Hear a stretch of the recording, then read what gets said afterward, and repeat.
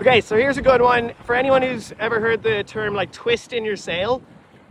This mainsail, you can see that the kicker, the boom vang, is quite loose. And you can see the bottom of the sail is nearly in, let's say almost fully in. It's over the corner of the boat there. But the top of the sail is pointing way off to the left, almost 90 degrees from the boat. And that's what main twist is, or when you hear people call about sail twist. And the way you get rid of that is if you were to pull on the boom vang, that would pull the boom down and it would then tighten the leech, and then that would reduce the twist in the sail. So this is a really good example of a severe twist in the sail. You can almost see the top of the sail is actually even flapping there and the bottom is still filled and sailing along.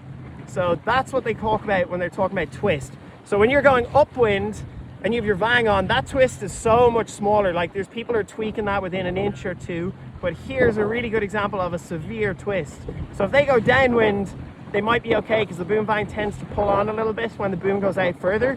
But definitely if you were reaching along right now, let's say you were racing, you would be looking at trying to put on that vang to get that boom lower so that you tighten up your leech. You don't want to pull in your main because then you're going to be over trimmed at the bottom. So if we're talking about reaching right now, that mainsail is super depowered. And vice versa, the other way is if you're in extreme heavy winds and you're like, oh man, we're really not handling this.